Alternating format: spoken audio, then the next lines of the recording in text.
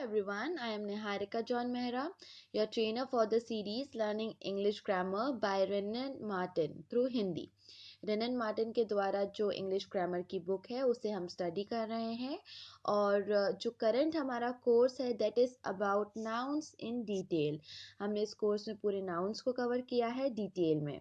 आप सभी lessons courses और सीरीज़ के लिए मुझे इस लिंक पे फॉलो कर सकते हैं। आज का हमारा टॉपिक है द नाउन जेंडर। नाउन्स में कितने प्रकार के जेंडर होते हैं, कैसे एक दूसरे से अलग होते हैं, किसका उपयोग कहाँ किया जाता है, ये सब चीज़ आज हम हमारे लेसन में देखेंगे। But before going ahead something about me, I'm a mass communication graduate, English trainer at an academy, freelance personality development trainer, and English trainer at EOP.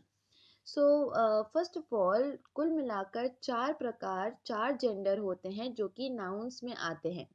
सबसे पहला उसमें है masculine gender. Now it is a noun that denotes a male person और male animal. It is said to be masculine gender.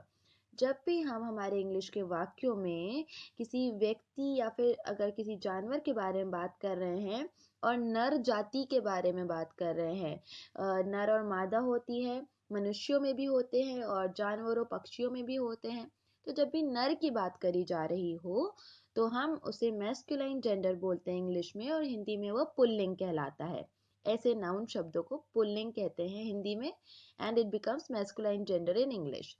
Example के लिए lion मतलब शेर, boy मतलब लड़का, हीरो मतलब हम हिंदी में भी इसे हीरो बोलते हैं, अभिनेता बोलते हैं। देन कॉक इसका मतलब होता है का। तो ये हमने देखा कि ये चारों शब्द जो हैं वो या तो एक मेल पर्सन या मेल एनिमल के लिए यूज़ हुए हैं। इसे मैस्कुलाइन जेंडर बोलते हैं। एक और एक सिचुएशन हम कह सकते हैं या एक और जगह जहाँ पे मैस्कुलाइन जेंडर का उपयोग होता है वो है जहाँ पे भी ताकत या फिर हिंसा की बात हो रही हो। नाउ ऐसा कोई भी object, let me first read in English for you. The masculine gender is often applied to object remarkable for strength and violence.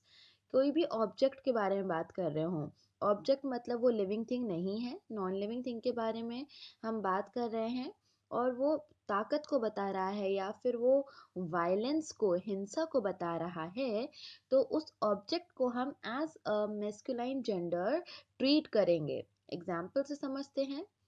The sun sheds his beams on rich and poor alike. सूर्य अपनी किरणें अमीरों और गरीबों पर एक समान बिखेरता है। यहाँ पे the sun sheds his beams, हमने sun के लिए आगे चल के सेंटेंस में his का उपयोग करा है जो कि मैस्कुलाइन जेंडर्स के लिए करा जाता है, पुल्लिंग के लिए किया जाता है। मतलब यहाँ हम सन को as a masculine gender treat कर रहे हैं। क्यों? क्योंकि इसकी स्ट्रेंथ बहुत ज़्यादा होती है, इसकी ताकत को अगर हम देखें तो बहुत पावरफुल है ये, इसलिए हमने इसको मैस्कुलाइन जेंडर में रखा है। Another example, death has its own terror. मृत्यु का अपना ही डर है।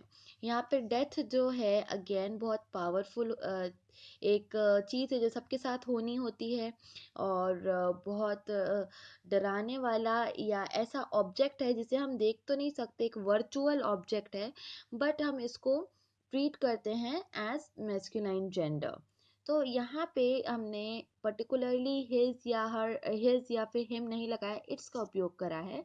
बट ऐसी चीज़ों में हम डेथ, सन और भी हम आगे डिस्कस करेंगे जिन चीज़ों को, जिनमें लाइफ नहीं होती है और हम as a masculine gender treat कर सकते हैं।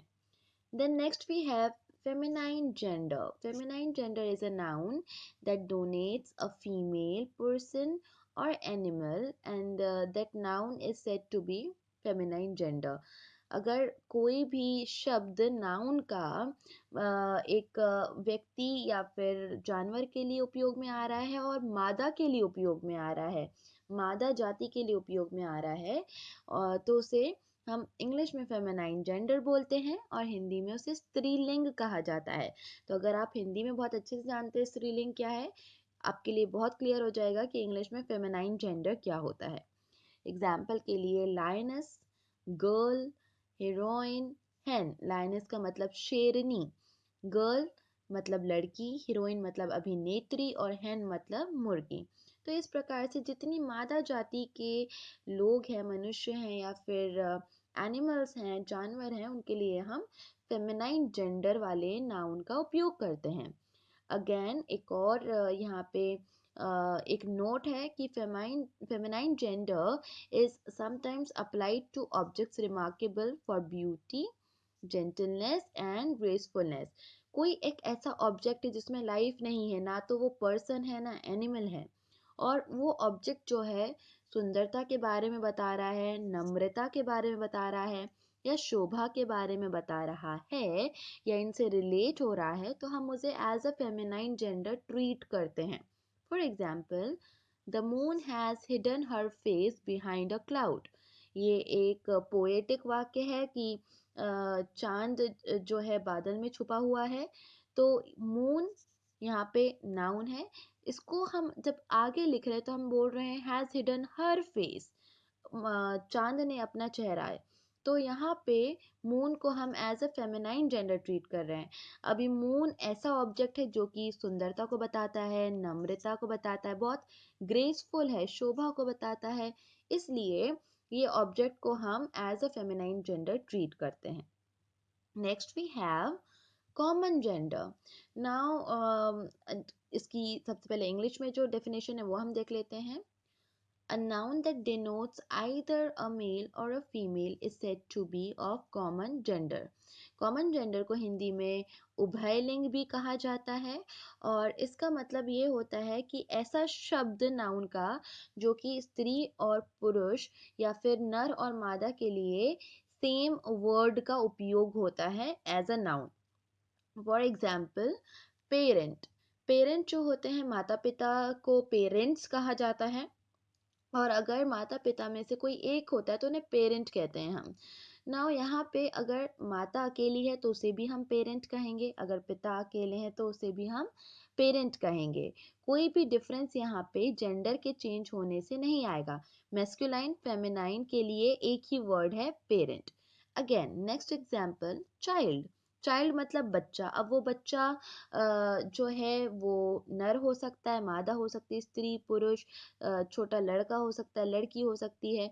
तो चाइल्ड अगेन कॉमन जेंडर है, जो कि जब भी बोला जाता है तो ये क्लियर नहीं होता है कि हम मेल या फीमेल के बारे में बात कर रहे हैं। उसके लिए हमें और एडिशनल जानकारी देनी पड़ती है हमारे सेंटेंस में। Next we have friend. Again friend एक ऐसा शब्द है जो कि हम हमारे जो मेल फ्रेंड्स हैं और फीमेल फ्रेंड्स हैं दोनों के लिए यूज़ करते हैं। So friend is a common gender word. Enemy, enemy मतलब दुश्मन। एनिमी में फीमेल हो सकती है या मेल हो सकता है, बट दोनों के लिए ही एक कॉमन वर्ड होता है नाउन में, एनिमी। दुश्मन मतलब एनिमी। तो ये हमारा कॉमन जेंडर बन जाता है। जो एक और एग्जाम्पल हमारे पास है आपके लिए, नेबर। नेबर मतलब पड़ोसी। अगर मैं अपने सेंटेंस में बोलती हूँ कि my neighbour is very good, मेरे पड़ोसी बहुत अच्छे हैं, अभी यहाँ पे क्लियर नहीं है कि जो पड़ोसी के बारे में बात कर रही हूँ वो कोई स्त्री है या पुरुष है। तो ऐसे शब्द जो कि कॉमनली मेल और फीमेल के लिए यूज़ किए जाते हैं उसे हम कॉमन जेंडर बोलते हैं। एंड देन लास्ट जो फोर्थ टाइप है जेंडर का, फोर्थ कैटेगरी है, वो है न्यूटर जेंडर। मतलब a noun that denotes a thing that is neither male nor female is said to be of neuter gender. Neuter gender को हिंदी में नपुंसकलिंग बोला जाता है, और ये ऐसे नाउन्स होते हैं जो कि उन चीज़ों को बताते हैं जिनका लिंग हम डिसाइड नहीं कर सकते, जिनके लिंग को हम नहीं बता सकते कि ये जो है वो मेल है या फीमेल है। यूजुअली ये चीज़ें होती हैं non living things. For example book, एक किताब हो गई।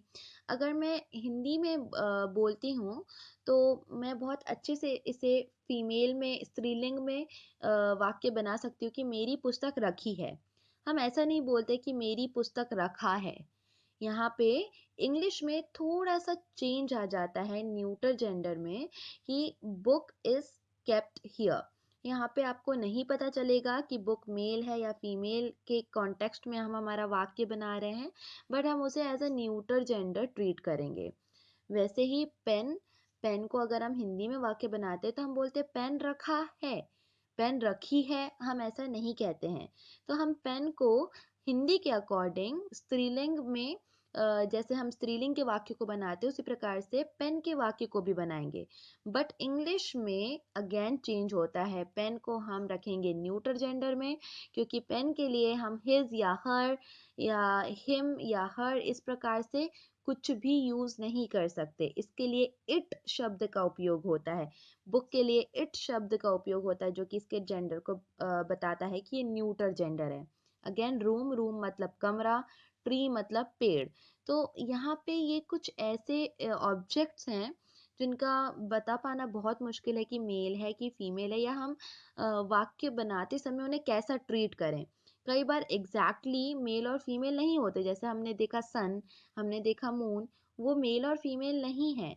लेकिन वाक्य बनाते टाइम हमने सन को as a masculine gender treat किया, मून को हमने as a feminine gender treat किया। लेकिन कुछ चीज़ें जिनमें बिल्कुल ही बताना नामुमकिन है कि मेल और फीमेल है, उनके लिए हम जो इट प्रोनाउन है उसका उपयोग करते हैं और उन्हें हम न्यूटर जेंडर की कैटेगरी में रखते हैं। So this was it for today's lesson. आगे हमारे पास और लिस्ट और वर्ड्स हैं फॉर्मेशन के लिए कि किस प्रकार से जेंडर फेमिनाइन जेंडर के फॉर्मेशंस होते हैं। So stay tuned every one of you. Thank you so much. Get going. Please don't forget to rate, review, and recommend.